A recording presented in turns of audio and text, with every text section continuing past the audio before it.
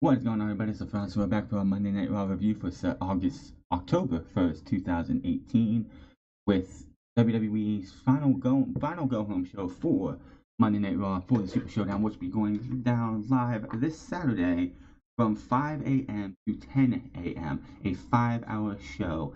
Aren't we all excited? Of course, before we get into the Raw review, I do want to remind you that this week's episode of Unscripted will be this Sunday instead of this Saturday due to the Super Showdown, and I don't want to, kind of overwhelm you with two videos in a week.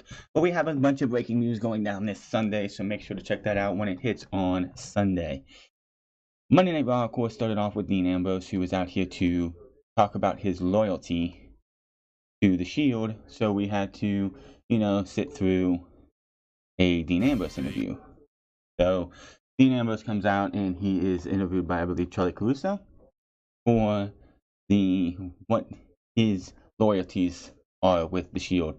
And besides the interview that he had at the beginning of the show, they did tease a couple times during the show with Seth and Roman Reigns both that Dean Ambrose is contemplating maybe turning heel. WWE, of course, takes what could have been a great surprise, which I think should have happened at SummerSlam. After Seth Rollins wins the Intercontinental title, you have Dean Ambrose hit him with the dirty deeds, and then we're off to the races for Hell in a Cell, Super Showdown, and so on and so forth. But no, they want to do this whole Dogs of War versus Shield garbage that we have to sit through for the remainder of this year, which is going to just be boring as can be. But Dean Ambrose's loyalties come into question from yesterday's Raw. Last week, Braun Strowman, Dolph Ziggler, and Drew McIntyre suggested that you're unhappy in the Shield, that you're being used, that they need you more than you need them. Any truth to these claims?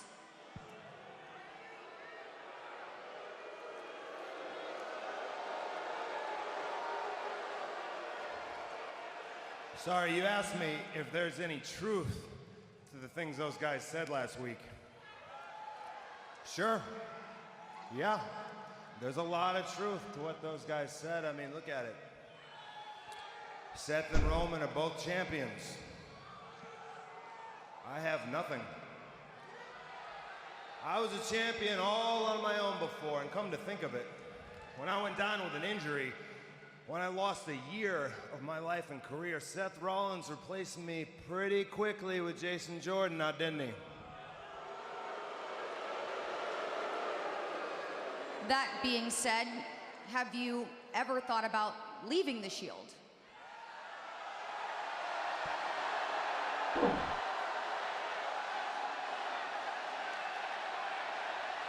Maybe I don't need these anymore. Because maybe these don't mean as much to me anymore as they used to. Hey, maybe on the way here I ran Roman's car off the road and he's not even gonna be here tonight. Okay, I love that. Dean, I don't know if you're being sarcastic or not, but people are asking a lot of questions about questions. certain things. What kind of questions are people asking? Are people asking questions like, why, after all this time, am I still in the Shield? Am I gonna abandon them? Turn my back on them? Are people wondering, are they asking questions like, when is he finally just gonna snap? Questions we Is have he all gonna get asked. fed up and snap because he's such a lunatic? Because y'all don't know what I'm gonna do next. Maybe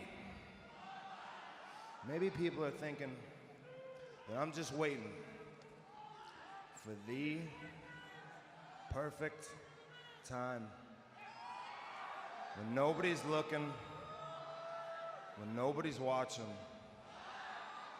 The perfect time for me to slip the knife right in their back. You can stop trying to understand, and you. They did show a video of what happened last week, and she asked him what was going through his mind at that time. Pretty much WWE, people say in the wrestling business that WWE doesn't listen, doesn't watch any podcasts or anything. This Dean Ambrose interview tells me otherwise, because what Dean Ambrose said in everything that he said in this interview was what everybody's been asking and everybody's been wondering. When's Dean Ambrose going to snap? When's Dean Ambrose going to turn on the Shield? when is Dean Ambrose going to be that heel that we want him to be, that Jon Moxley-esque character? And the whole world can stop trying to analyze me, figure me out, get inside my head. Why don't you just judge me by my actions? I did what I always do. Step up, stand by my brothers, and stand by my family. The Shield is not a business. The Shield is not a brand. The Shield is a brotherhood.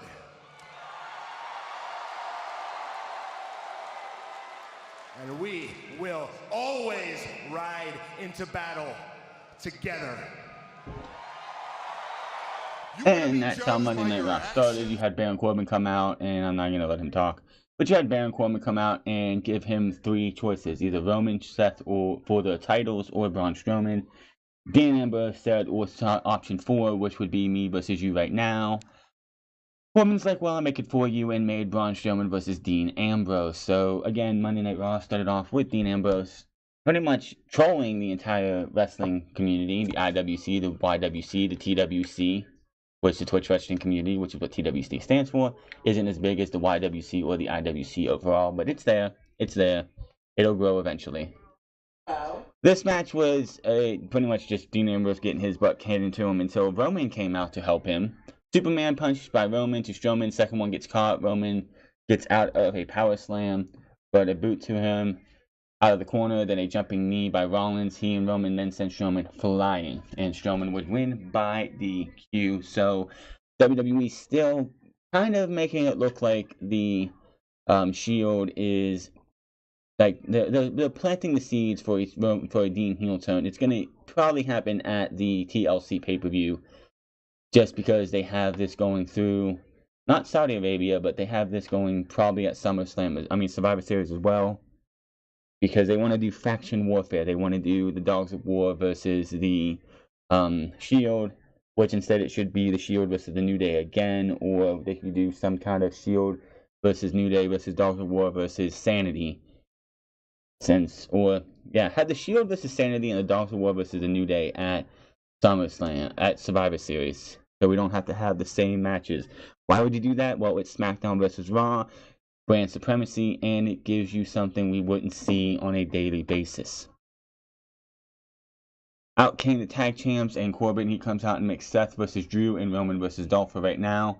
They do a thing with Dean and Seth in the back. I don't know if they have the clip. Let me see if they have it. I'll have it queued up here in a second. If they do, I don't know if they do or not. No, they do not. Of course, you're going to cut that out. WWE, of course you would. But Dean Ambrose and Seth Rollins were in the back, and Dean pretty much just laid it out flat. And it's like, you know what's funny? Because Seth is trying to just talk him up and try and be like, everything is alright. We came out there to help you. It's okay. He's like, you know what's funny though? I could have been Intercontinental Champion right now, and walks off with Seth perplexed at what he means by that. And the commentators also asked, were pretty much contemplating what he meant by that. Ziggler versus Roman. Now, the referee had I was like, what's going on here? Because the referee had the Universal Championship, and he took it from Roman Reigns, and then went over to Dolph, and then held the title up for a second. It's like, this is a Universal Championship match. Okay, that's interesting. It should be an interesting match. Good match anyway, because Dolph can do that. But then Baron Corbin comes out and is like, this is non-title. Drew versus Seth is non-title. And matter of fact, the entire month of October, Roman Reigns cannot defend the Universal Championship. He cannot defend the Universal Championship until we get to Saudi Arabia on November 2nd, and he defends it against Braun Strowman and Brock Lesnar. So you just took what Roman Reigns said as him being a defending champion, he's going to defend the title every single week, and got rid of it. Really? Are you serious? Come on, man. Roman wins this with a spear after a headbutt by Ziggler, which Roman no-sold. So, yeah, they're on the Dogs of War that are tied, and the Shield are tied 1-1 for today. Rousey versus Ruby Riott. How the Bellas, beside Ronda Rousey, just makes Ronda Rousey look like just another woman on this roster. Ronda Rousey came in with all this hype, all this fanfare, was supposed to be the next big thing for the women, and you have her saddled with a tag team match with the Bella Twins, which is going to ultimately lead to a match between Nikki Bella and Ronda Rousey at Evolution. I'm just going to say this now. Thank goodness it's not Brie Bella versus Ronda Rousey at Evolution after what Brie Bella's done over the last 4 weeks. And the fact that Daniel Bryan has come out and defended his wife, which we'll talk about that on Unscripted this week, on Sunday. The fact that he's come out to defend his wife when his wife is got to be taken off the ring. It should be a 2-on-1 handicap, a 3-on-2 handicap match at Super Showdown, or Brie Bella does not do nothing. She gets taken out early, and she does nothing in that match because she is going to hurt somebody like she did Liv Morgan. But you had Ruby Riott versus Ronda Rousey. Cole, oh my God, Cole. I can't believe this came out of his mouth. It's going to be the Riott Squad versus Ronda Rousey and the legendary Bellas. There ain't nothing legendary about the Bella Twins.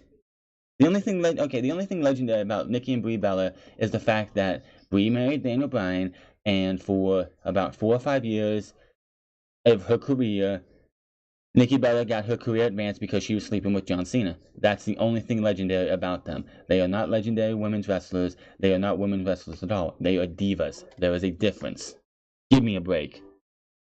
Liv Morgan got knocked loopy so much that she dyed her hair pink. Just saying. Just saying, it was really interesting to see Liv Morgan show up, and you just see pink hair, and it's like, what is this? What's with the women now? They're changing their hairs. Are they like, is Vince McMahon like, there's too many blondes? There's too many blondes, because you had Carmella dye her hair brown, and now you have Liv Morgan dye her hair pink. And then, of course you have that, and you trade in another, and you got now Alicia Fox with blonde hair. It's like, what's going on here? Ruby also dyed her hair too. It looks a lot reddish, more brunette and whatnot now. Rousey with a nasty gut wrench slam. I think she was trying to do towards the end of this match. I think she was trying to do a gut wrench powerbomb, but she doesn't have the control of a gut wrench. She just guts them, pulls them up, and just doesn't get the lift or some like. She did this with Alexa Bliss back after the night after Money in the Bank, where she put her through the table with a gut wrench powerbomb. She just did not. She doesn't know how to pull their weight up, or like the woman she's trying to powerbomb or something upright, because she struggled with Ruby Riott here too. She pulled her up and looked like she was trying to go for a powerbomb. She ends up slamming her. It did not look pretty. Rousey does do her swinging Samoan drop, puts in the armbar, and taps out Ruby Riott. So what's going to happen this Saturday? We will talk about that this Friday. Bobby Roode versus Connor. Why are these matches still going on? The rumors going on, or the talk about Bobby Roode and Chad Gable is that Chad Gable is supposed to help Bobby Roode turn heel. Why, oh why, are we getting the same matches? You have Connor and Victor versus Chad Gable and just a combination of the Ascension versus Chad Gable and Bobby Roode again and again and again. If you want the Bobby Roode and Chad Gable thing to get over enough to where when Bobby Roode turns heel, you have him beat the Ascension, you move him on to the B team, onto the Revival, and then you have them go up against the AOP, and Bobby Roode wants nothing to do with the AOP, and he turns heel on Chad Gable. But they're not doing that. For some reason, they just want to have Chad Gable and Bobby Roode take on Connor and Victor. And Connor, for 2 weeks in a row, has won again by hitting a dominator on Bobby Roode. Man, how far Bobby Roode has fallen since his days in NXT. He was where Tommaso Ciampa is right now. Tommaso Ciampa is the biggest heel in NXT and all of WWE. When Bobby Roode was NXT champion from January till he got called up last year at SummerSlam, he was the biggest heel in WWE and NXT. Man, how a year plus has changed a guy like Bobby Roode. This guy has fallen from grace. The babyface Bobby Roode has been trash. Will people care if the heel turn ever comes? Probably not. Will he get to where he should be? Probably not. Then we get, and this made me just want to throw up. When has, and I'm just going to wonder this, I'll say, we have a moment of bliss. a moment of bliss. Remember how those were earlier this year, where she was trying to make fun of Nia Jax and everything, that she's double fisting turkey legs and stuff like that.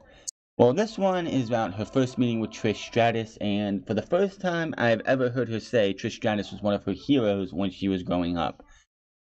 Bullshit.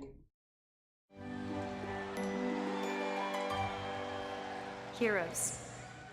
We all have them.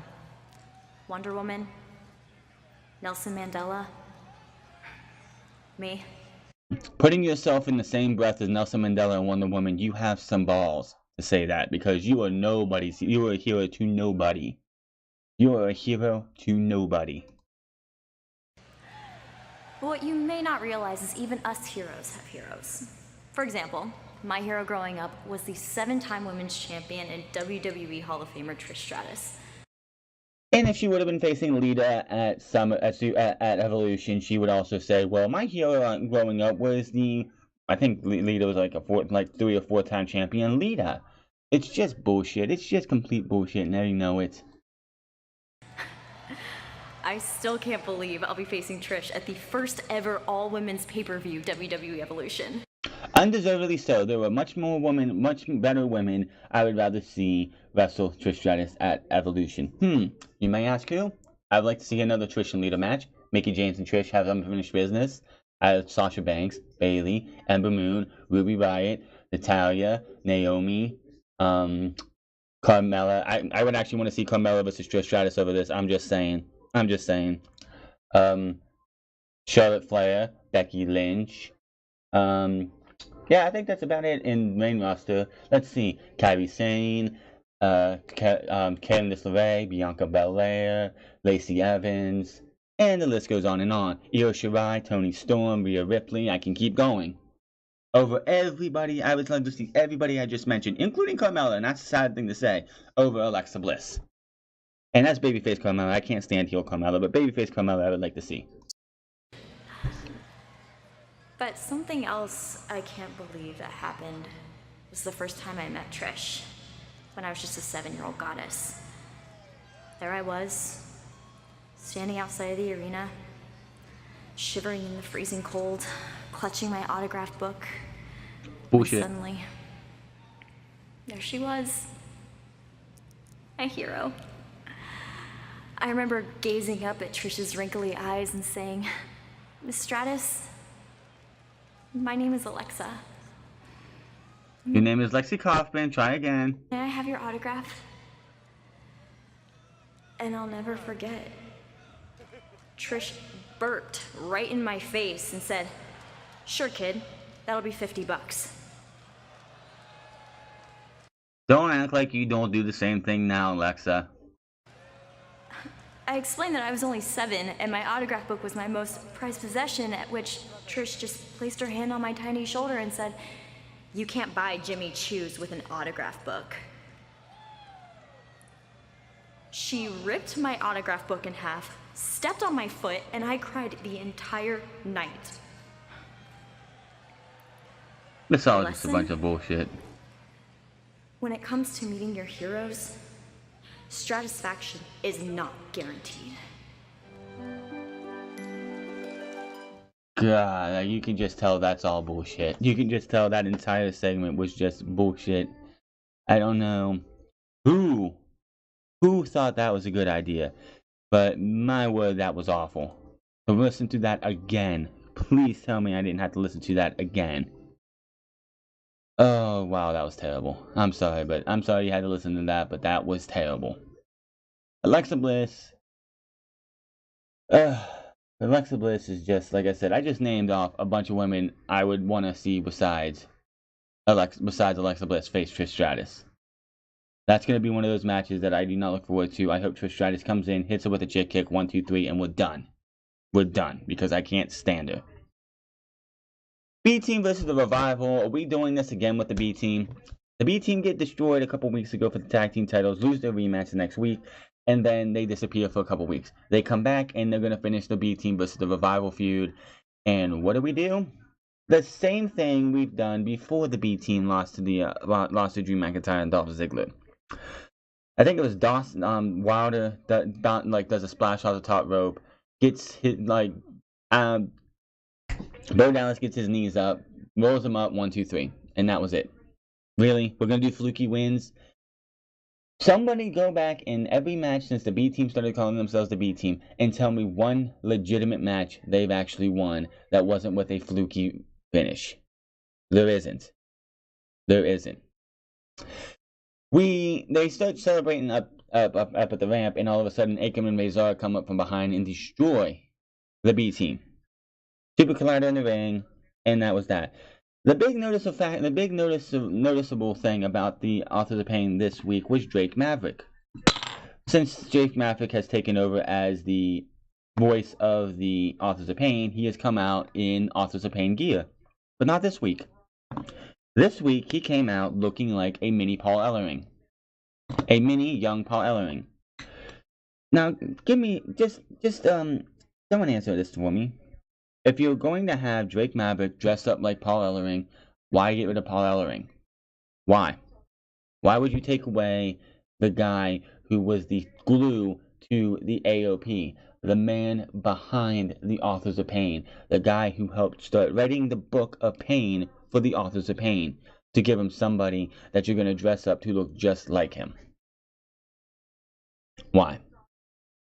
It made no sense. Drake, it's fine that they have themselves a manager. I wish it was still Paul Ellering, but what was the point of having Paul Ellering relieved of his duties on the night after the WrestleMania it was, I think, or whenever it was, to now have Drake Maverick dressing like Paul Ellering? Is he going to start carrying around a newspaper like Paul Ellering used to do? Seriously, what was the point? In the back, we see Ambrose, who is definitely reeling from his fight earlier in the show, where he said Roman comes up and is like, "Dude, you all right? Ambrose, you all right?" He's like, "Yeah, I'm good. I had him." And then Roman's like, I know that, but I just came out to help you." Ambrose says, and I quote, "If I wasn't such a nice guy, I would be Universal Champion right now." He walks off while Roman perplexes that. Then we show Baron Corbin with AOP. He is singing their praises about their attack out there, just getting them all hyped up and everything. Maybe the problem with the tag team division on Raw right now is that you have the AOP, the Shield, and the Dogs of War as legitimate tag teams. The Revival should be in there, and that's it. And out of those four, you have one babyface team. So the AOP are not going to win the tag team titles until we see the Shield win the tag team titles back and hold them for a good bit. So we wouldn't expect to see the AOP win the tag team titles until Royal Rumble, Elimination Chamber, if Fastlane's still there, or WrestleMania. By all means, if it's going to be WrestleMania, fine by me. But the Shield have to win the tag team titles back if you want to see the AOP ever get a chance to win the tag titles, because everybody else is a heel. I do not count Bobby Roode and Chad Gable because that is dysfunctional, ready to happen. Strowman says Drew needs to win tonight, and even though Ambrose and me just got done going to war, he would fit perfect here with us. He is a winner when he's not facing me. Drew, you need to win tonight because we don't need losers and we don't need any weak links. And he looks just at Dolph Ziggler as he says, we don't need any weak links. He walks away while Dolph Ziggler looks at him. He looks over at Drew McIntyre. Drew McIntyre leaves, and Dolph Ziggler's left there to ponder. Seth versus Drew in another excellent match here. The match ends with Drew McIntyre misses as something. He gets hit with a super kick on his knees. You hear the stomp, the tuning up the band for the stomp. Dolph Ziggler's music hits. He runs in, avoids a stomp by Seth Rollins. He gets out of the ring, and Seth Rollins eats a Claymore. 1, 2, 3. Drew McIntyre wins. Immediately, Dolph Ziggler comes in and beats down Seth Rollins. Out comes Roman. Out comes Braun. Out comes Dean with an axe handle. In the end, the Shield get beat down. Who do you think is going to win at Super Showdown? It's not going to be the Dogs of War. Elias and Kevin Owens were in the back harassing some poor soul about almonds. They are in Seattle, by the way. I believe there was a "We want bring back the Sonics" or some kind of Sonics chants in the next section. So the Seattle crowd boos Kevin Owens and Elias into oblivion because after this segment, we're gonna have Bobby Lashley versus Kevin Owens as we get closer to Kevin Owens and Elias versus John Cena and Bobby Lashley at Super Showdown, a match that I really don't care about. It's almost there, but it's not quite right. See, there is only one man that is going to walk with me tonight. He's a brother of mine, he's a friend of mine, and he's a big fan. Ladies and gentlemen, Kevin Owens.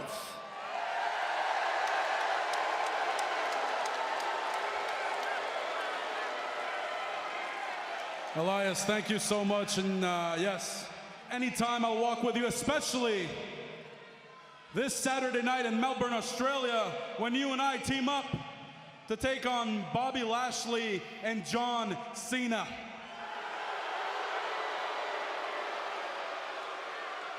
You know, man, you and I teaming up, it makes sense, right? We respect each other. We have similar likes and dislikes. We're both fantastic competitors. Look, let's just come out and say it. We're both great guys. We're just a couple of great guys. Yes. Yes. I'm glad you said it. But you know what doesn't make sense? John Cena teaming with Bobby Lashley. Kevin. That doesn't make any sense because originally the match was supposed to be John Cena versus Kevin Owens in a one-on-one match. Then, for whatever reason, they're like, well, we need to get Bobby Lashley and Elias on this show, so let's make it a tag team match. This show is going to be 5 hours as it is, so yeah, let's just go with that. I don't get the whole Bobby Lashley John Cena pairing. They really have nothing to do with each other. But hey, let's get John Cena on this show in a tag team match. It doesn't make sense, you know. It's like having a basketball team in Seattle. Oh, that's cold. That's definitely cold.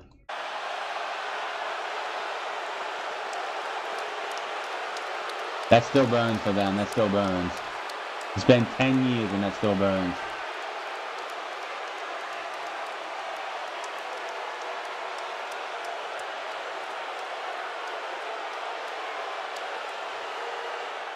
Listen to the roar of this crowd.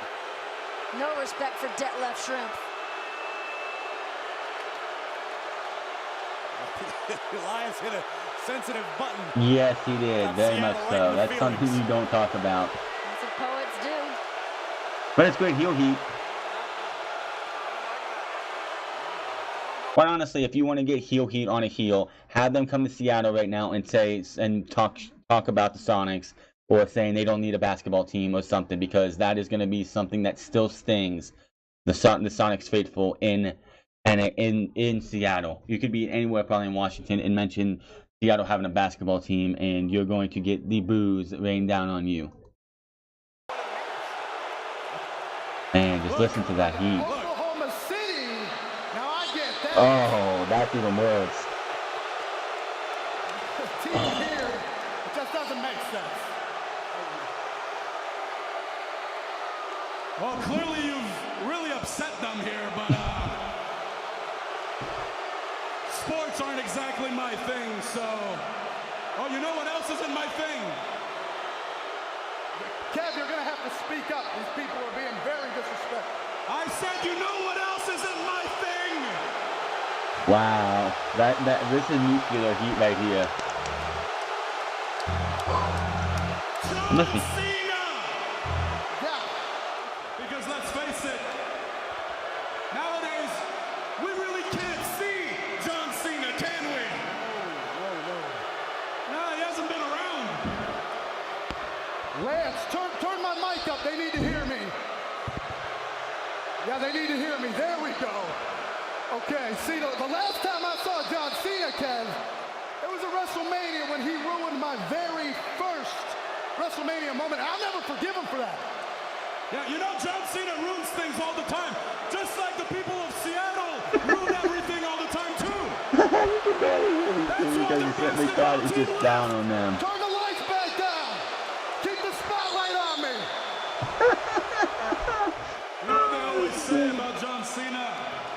They say no one has had more big matches than John Cena. What do they call him? They call him Big Match John. Big Match John is what they call him.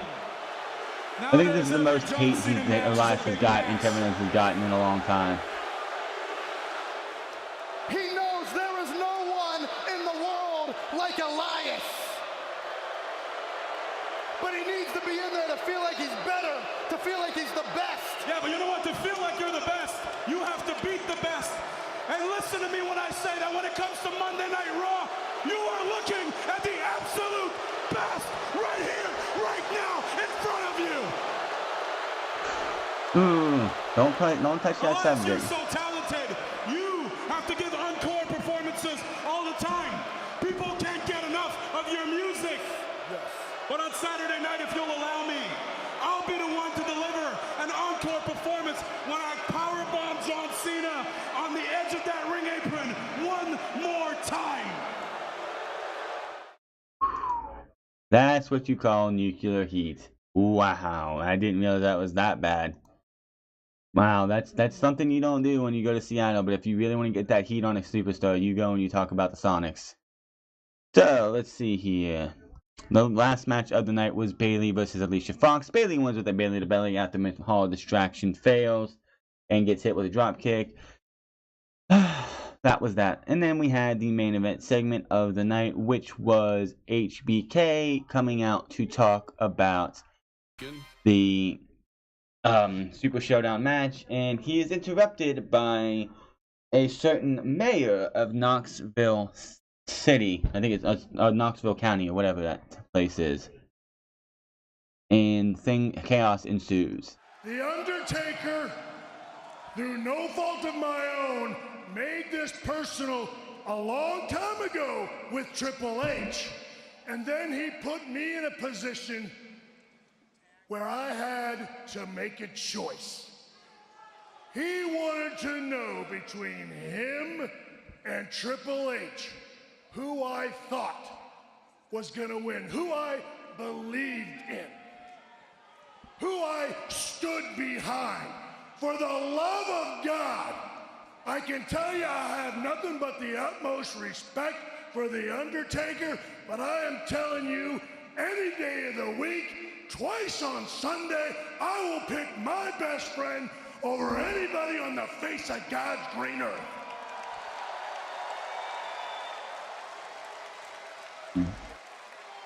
And Kane, understand this. You or anybody else tries to crowd that ring, and as God is my witness, I will brush you back courtesy of some sweet chin music.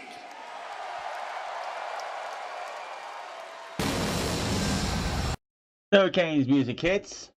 I'm gonna just let it go mute for a minute so I don't get hit with a copyright claim. And no Kane anywhere until from behind. Of course. What else? Nice little right hand. With a right hand to Michaels. And Michaels is down. This was, of course, other than the Elias segment, because he touched on that very, very sensitive topic for Seattle fans. This was the most hype, the most loud the crowd got all night. It is The Undertaker, Kane, the Brothers of Destruction. And Shawn Michaels looks up and he's like, "Oh, I'm in dead."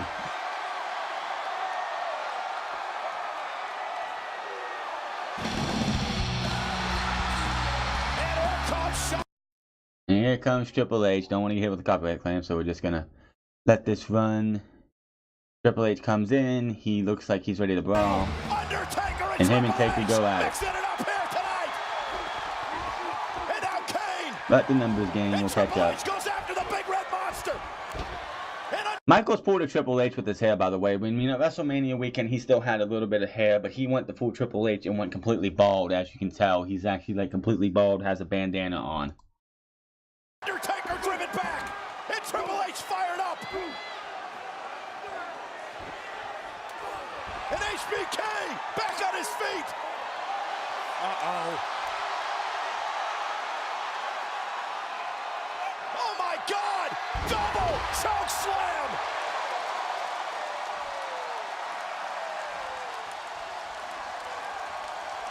And then they go to leave.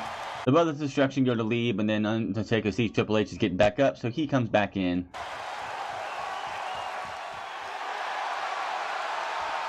And now Undertaker with Triple H into a tombstone pile driver.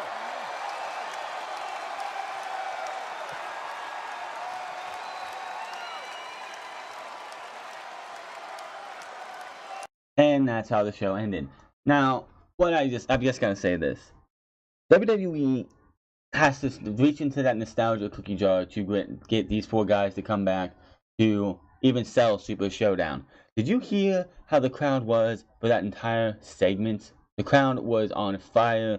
The crowd was loving it. The crowd was just hyped as can be.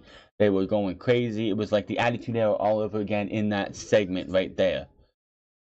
Other than the Elias segment where the crowd just booed him and Kevin Owens to death.